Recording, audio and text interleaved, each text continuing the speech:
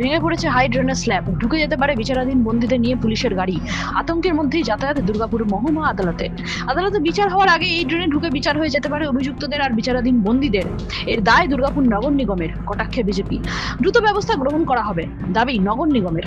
দুর্গাপুর মহকুমা আদালতের পিছন দিকের রাস্তা দিয়ে প্রতিদিন বহু মানুষের যাতায়াত।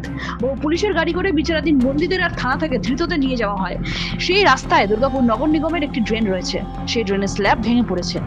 হঠাৎ করে গাড়ি ঘুরতে গেলে যখন তখন ঘটতে পারে দুর্ঘটনা। এমনকি সমস্যার মধ্যেই পুলিশের গাড়ি ঘুরতে দেখা যাচ্ছে। মহকুমা আদালতে আসা প্রকাশ সিং নামের এক ব্যক্তি বলেন, এই রাস্তার শোচনীয় অবস্থা।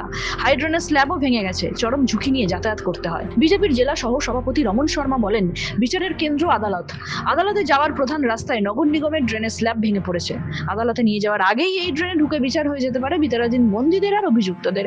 দ্রুত ব্যবস্থা গ্রহণ করতে হবে। যেখানেই যা সমস্যা হচ্ছে তার সমাধান করা হচ্ছে, দাবি প্রশাসক মণ্ডলীর সদস্য ধর্মেন্দ্র যাদবের।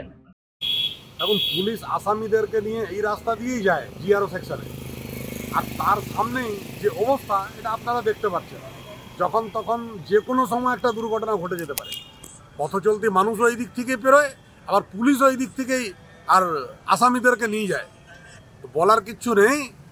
মমতা ব্যানার্জির সরকার বিরাট উন্নয়ন করেছে, আমাদের সামনে দেখা যাচ্ছে তার উদাহরণ। আপনারা কি জানাবেন?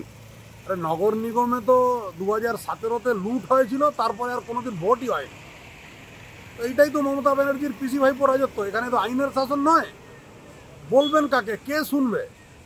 লুটের একটা রাজত্ব চলছে, তাই এরকম গর্তের মধ্যে দুর্গাপুরবাসীকে থাকতে হচ্ছে। একদম মানুষ ন্যায্য বিচার যেখানে চাইবার জন্য আসে, আর তারই অবস্থা এমন। এই প্রশাসনের কাছে তো বিচার নেই, যেটা আইনের জায়গা কোর্ট, এখানে বিচার পাওয়া যাবে, কিন্তু রাস্তার অবস্থা এরকম। ঢুকার আগেই আর যারা আসামিগুলো যাবে তাদের বিচার হয়তো এখানে হয়ে যাবে, এমন একটা পরিস্থিতি করে রাখা হয়। তো খুবই শোচনীয়। অনেক বছর ধরে এরকমই দেখছি। এরপরে যাই না, এবার তো আমরা তো অত প্রশাসন চিনি না, কখনো কখনো আসি বলে অত আমাদের অসুবিধা মনে হয় না। কোথায় যেতে হয় এই রাস্তা দিয়ে? আমরা যাই কোর্টে যাই, এদিকে রেখে ওপরে যাই। কি রাস্তা দিয়ে চলাচলে কতটা অসুবিধা হয়? হ্যাঁ, প্রচণ্ড অসুবিধা। ওখানে একটা টার্নিং পয়েন্টও কালভার্ট ভাঙা হয়ে রয়েছে। হ্যাঁ, ওইটাও ভাঙা আছে বলে ঘুরতে অসুবিধা হয়, এদিকে গাড়ি আসলে অসুবিধা হয়। যে কোনো সময় বিপদ ঘটতে পারে। দুর্গাপুর থেকে হরি ঘোষের রিপোর্ট, এএনএম নিউজ।